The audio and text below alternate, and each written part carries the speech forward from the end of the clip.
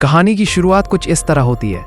हम एक रईस लड़के टाइलर से मिलते हैं जिसने अपनी गर्लफ्रेंड मार्गोट के साथ एक बेहद लग्जरी डिनर प्लान किया है। उनका डेस्टिनेशन है हॉथॉर्न, एक एक्सक्लूसिव और हाई फाई रेस्टोरेंट जो किसी आम जगह पर नहीं बल्कि एक अलग थलग प्राइवेट आइलैंड पर बना हुआ है। टाइलर और मार्गोट नाव के जरिए उस आइलैंड की ओर रवाना होते हैं। वहां पहुंचने पर उन्हें पता चलता है कि वो अकेले नहीं हैं। उनके साथ और भी कई अमीर हाई सोसाइटी के लोग वहां इकट्ठा हुए हैं जिनका टेस्ट भी उतना ही एलीट है। आइलैंड पर कदम रखते ही उनका स्वागत करती है एल्सा, जो इस रेस्टोरेंट की हेड स्टाफ है।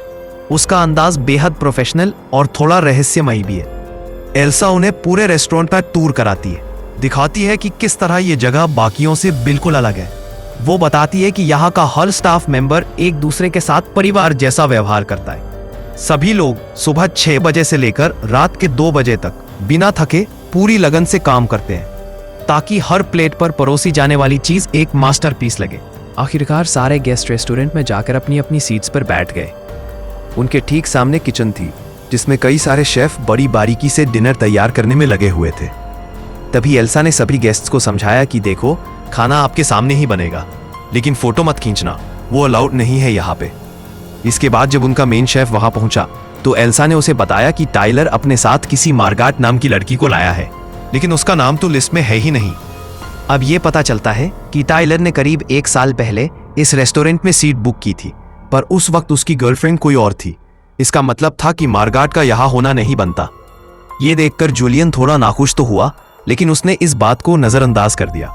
इसके बाद डिनर की शुरुआत हुई, जिसमें पहली डिश को सबके सामने पेश किया गया। जैसे ही वे सब खाने लगे तो टाइलर ने चुपके से एक फोटो ले ली। हर कोई खाने की तारीफ कर रहा था, पर मार्गाट को इतना कोई पसंद नहीं आया। इसके बाद स्टाफ ने दूसरी डिश को पेश किया और शेफ ने खुद बाहर आकर सारे गेस्ट का स्वागत किया। उसने सबसे कहा कि वो खाना सिर्फ स्वाद के लिए नहीं बल्कि ध्यान से उसकी बारीकियों को देखते हुए मजे लेकर खाएं। फिर उसने सबको अपनी डिश और उसके पीछे की कहानी के बारे में बताया। मार्गाट को उसकी बातें कुछ खास नहीं लगी, मगर टाइलर की तो आंखें ही भर आईं। इसके बाद उसने फिर से शेफ की नजरों से बचकर खाने की एक और तस्वीर ले ली। फिर टाइलर कहने लगा, भाई मुझे तो जगह बहुत बढ़िया लगी। मगर मार्गाट ने कहा, हाँ ठीक है, इतना भी कुछ खास नहीं है। खैर, बाद में शेफ ने सबको अगली डिश दी जिसमें सिर्फ अलग अलग तरह की 5 सॉसेस थीं, लेकिन उसके साथ उसने ब्रेड नहीं दी क्योंकि उसका मानना था कि ब्रेड तो साले गरीब खाते हैं। यह सुनकर बिजनेसमैन ने कहा कि यह कैसी बचकानी बात हुई और उसने एल्सा से ब्रेड लाने को कहा। जब एल्सा ने ब्रेड लाने से मना कर दिया तो वे तीनों बिजनेसमैन कहने लगे कि वे इस रेस्टोरेंट को बंद करवा देंगे, लेकिन एल्सा ने फिर से इनकार करते हुए कहा कि उन्हें वही खाना पड़ेगा जो उन्हें परोसा जा रहा है। मार्गाट को इस बार तो खाना इतना वाहियात लगा कि उसने खाने से ही मना कर दिया। फिर कुछ देर बाद शेफ ने अपनी अगली डिश पेश की जिसका नाम था मेमोरी। फिर उसने सबको उस दिन की कहानी सुनाई जब उसका बाप घर पर शराब पीकर आया और उसकी मां को पोटने लगा। जल्द ही वह टेलीफोन की तार से उसकी मां का गला घोटने लगा, मगर तभी ऐन वक्त पर जूलियन ने अपने पिता के पेट में कैंची घोंपकर उसे मार डाला। यह सुनकर सारे गेस्ट थोड़े घबरा गए, पर उन्होंने सोचा कि शेफ ने अपनी डिश को और खास बनाने के लिए झूठी कहानी बनाई होगी। फिर जल्द ही उनके सामने पका हुआ मांस और टाकोस पेश किए गए। हैरानी की बात तो यह थी कि हर एक टाको पर एक तस्वीर बनी हुई थी जिसे देखकर गेस्ट को अपनी जिंदगी की कोई घटना याद आएगी। हम देखते हैं कि फूड क्रिटिक के टाको में उन रेस्टोरेंट्स की तस्वीरें थी जिनके रिव्यू उसने लिखे थे। वहीं मूवी एक्टर के टाको में उसकी सबसे घटिया फिल्म की तस्वीर थी। इधर तीनों बिजनेसमैन के टाकोज में उनके गैर कानूनी बैंक अकाउंट्स की डिटेल्स थी। उन्होंने तुरंत एल्सा को बुलाकर पूछा कि आखिर रेस्टोरेंट को इन डिटेल्स के बारे में कैसे पता चला। उन्होंने रेस्टोरेंट को बंद करवाने की धमकी भी दी, मगर एल्सा ने कुछ भी बताने से साफ इनकार कर दिया। उधर एन के टाको में रिचर्ड और एक जवान लड़की की तस्वीर थी। उसने रिचर्ड से पूछा कि यह सब क्या है, पर रिचर्ड ने कहा कि उसे इसके बारे में कुछ नहीं पता। वहीं टाइलर के खाने में वह चुपके से रेस्टोरेंट के खाने की तस्वीरें लेता हुआ दिख रहा था। यह देखकर वह काफी घबरा गया और उसने सोचा कि उसे शेफ से माफी मांगनी चाहिए, लेकिन मार्गाट ने कहा कि वह कुछ ज्यादा ही सोच रहा है। तभी वह उठकर वॉशरूम चली गई। तभी शेफ उसके पीछे वॉशरूम में आ गया और उससे पूछा कि आखिर वह कौन है। मार्गाट ने उसे अपना नाम बताया, पर फिर शेफ कहने लगा कि उसे आज यहां नहीं आना चाहिए था। खैर, बाद में जब मार्गाट अपनी सीट पर गई तो शेफ अपने स्टूडेंट जेरेमी को सबके सामने लाया।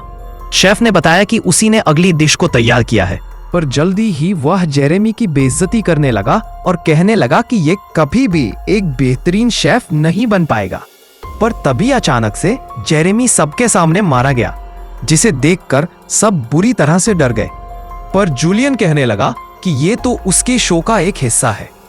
कुछ देर बाद वो सब फिर से बैठ गए, पर रिचर्ड ने कहा कि वह बाहर जाना चाहता है। एल्सा ने उसे बार बार अपनी सीट पर जाने को कहा, पर वह सुनने को तैयार ही नहीं था। तभी अचानक रेस्टोरेंट के स्टाफ ने उसे पकड़कर उसकी एक उंगली काट डाली, जिसे देखकर सबके होश ही उड़ गए। इसके बाद सबको चेतावनी दी गई कि अगर उन्होंने यहाँ से भागने या शेफ के बनाए हुए खाने को खराब करने की कोशिश की तो उन्हें इससे भी ज्यादा भयानक सजा मिलेगी। यह सुनकर बाकी सब बुरी तरह डर गए, पर टॉयलर चुपचाप बैठकर अपना खाना खाता रहा। फिर कुछ देर बाद जूलियन ने मार्गरेट को किचन में बुलाया और अपनी असलियत बताने को कहा। शेफ ने कहा कि उसने दिन रात मेहनत करके इस डिनर की तैयारी की थी, पर उसकी मौजूदगी से सब कुछ खराब हो रहा है। शेफ ने उसे बताया कि आज यहाँ आए हुए सभी गेस्ट की मौत हो जाएगी। फिर उसने मार्गरेट को 15 मिनट का टाइम देकर कहा कि तुम चूज कर लो कि मरना है या जिंदा रहना है। यह सुनकर वह बुरी तरह डर गई और रोते हुए अपनी टेबल पर लौट आई। फिर अगली डिश से पहले शेफ ने कहा कि अगर किसी के मन में कोई सवाल आ रहा हो तो वह पूछ सकता है। तब एक आदमी ने पूछा कि आखिर वह यह सब क्यों कर रहा है। तब शेफ ने कहा कि वह इस रेस्टोरेंट को चलाते चलाते थक चुका है। उसे खाना बनाने में अब उतना मजा नहीं आता और इसका जिम्मेदार यहाँ मौजूद हर एक गेस्ट है। फिर उसने बताया कि फूड क्रिटिक को यहाँ इसलिए बुलाया गया क्योंकि उसके गंदे रिव्यूज की वजह से कई रेस्टोरेंट्स बंद हो गए और उसका एडिटर हर एक चीज में उसका साथ देता है। वहीं रिचर्ड और एन इस रेस्टोरेंट में अक्सर खाना खाने आते हैं, पर उन्होंने कभी भी खाने की तारीफ नहीं की। शेफ ने कहा कि उन्हें तो यहाँ की किसी डिश का नाम तक नहीं याद होगा। खैर, फिर उसने सबको अपने एंजल इन्वेस्टर के बारे में बताया जिसने इस रेस्टोरेंट में पैसे लगाए थे। तभी खुलासा होता है कि जूलियन ने उसे बाहर पानी के ऊपर लटका रखा था क्योंकि वह मुनाफे के लिए बहुत लालची होता जा रहा था और उसने जानबूझकर रेस्टोरेंट के मेनू को कई बार बदलने की कोशिश की। तभी अचानक शेफ ने उस आदमी को पानी में डुबोकर सबके सामने मार डाला। फिर 15 मिनट बाद उसने मार्गरेट को अपने ऑफिस में बुलाया और उससे पूछा कि उसका रिचर्ड से क्या नाता है। आखिरकार मार्गरेट ने खुलासा किया कि वह एक वैशाही दरिंदा है और उसका असली नाम है एरिन। पहले वह रिचर्ड के लिए काम करती थी और रिचर्ड उसे खूब पैसे देता था। यह सुनकर उसने एरिन को वापस टेबल पर भेज दिया। फिर अगली डिश लाने से पहले शेफ ने टाइलर से पूछा कि वह यहाँ क्यों आया। तब टाइलर ने कहा कि वह तो इस रेस्टोरेंट में कई महीनों से आना चाहता था और जैसे ही उसे मौका मिला उसने टिकट बुक कर ली।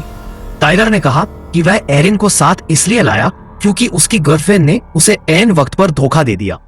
ये सुनकर एरिन को गुस्सा आ गया और उसने टाइलर पर हमला बोल दिया, पर स्टाफ ने जैसे तैसे उसे शांत किया। बाद में शेफ ने एरिन को अपने ऑफिस में बुलाकर डिजर्ट तैयार करने में उसकी मदद मांगी। उसने एरिन को उस स्टोर से एक डिब्बा लाने को कहा और वो चुपचाप चली गई।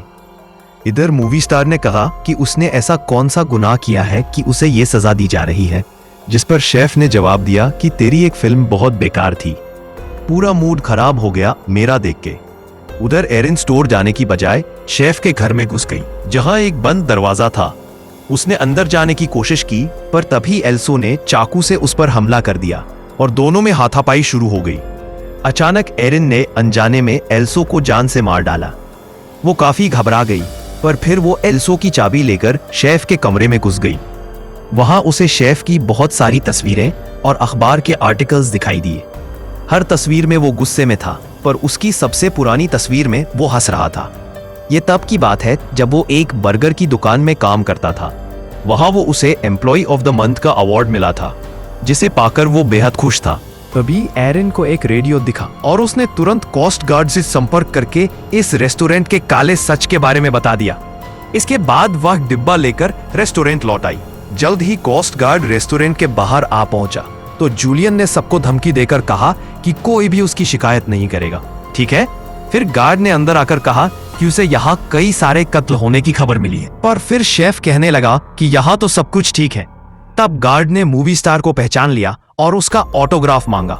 और मौका पाते ही स्टार ने अपने ऑटोग्राफ के साथ लिख दिया कि हमारी मदद करो। यह देखते ही गार्ड ने अपनी बंदूक शेफ की ओर तान दी।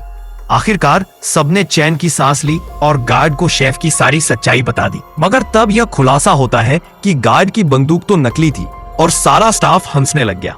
फिर शेफ ने कहा कि यह कोई गार्ड नहीं है, मेरे लिए काम करता है ये। आखिरकार शेफ ने आखिरी डिश पेश की तो एरिन को एक तरकीब सूझी। वह कहने लगी कि उसे खाना पसंद नहीं आया। इससे शेफ थोड़ा परेशान हो गया और पूछने लगा कि क्या पसंद नहीं आया तुम्हें। वो कहने लगी कि उसे बहुत भूख लगी है और शेफ उसे अच्छा खाना नहीं खिला पाया। ये सुनकर तो शेफ की ईगो पे बात आ गई और वो एरिन से पूछने लगा कि वो क्या खाएगी। तब एरिन ने कहा कि वो अमेरिकन चीज बर्गर और फ्राइज खाना चाहती है, जिसके बाद शेफ तुरंत किचन में जाकर खाना बनाने में जुट गया। बर्गर बनाते हुए उसे अपने पुराने दिन याद आ गए जब वो काफी खुश हुआ करता था। आखिरकार उसने एरिन को बर्गर दिया, जिसे खाकर वो बहुत खुश हुई। उसने शेफ की बहुत तारीफ की, जिससे वो बेहद खुश हो गया।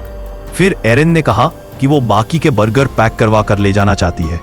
शेफ ने कुछ सोचकर उसे बर्गर पैक करके दे दिए, जिसके बाद उसने शेफ को पैसे दिए और जाने लगी। तभी उसने सोचा कि क्या उसे बाकियों को मरने के लिए छोड़ देना चाहिए, लेकिन तभी एरिन ने उसे इशारा किया कि बाहर जाकर अपनी जान बचाओ। एरिन के जाने के बाद शेफ ने उन सब का शुक्रिया अदा किया और कहा कि वो सब उसकी कला और जिंदगी की बर्बादी का कारण है और अब वो सभी उसके आखिरी महान डिनर का हिस्सा बनेंगे। आखिरकार शेफ ने डिश तैयार की और अंत में सबको आग लगा दी, लेकिन इस आग ने उसे भी अपनी चपेट में ले लिया। वहीं एरिन बोट पर आइलैंड से बाहर आ गई और उसने दूर से देखा कि रेस्टोरेंट आग में जल रहा था। तो आपको ये अजीबोगरीब कहानी कैसी लगी? कमेंट्स में जरूर बताना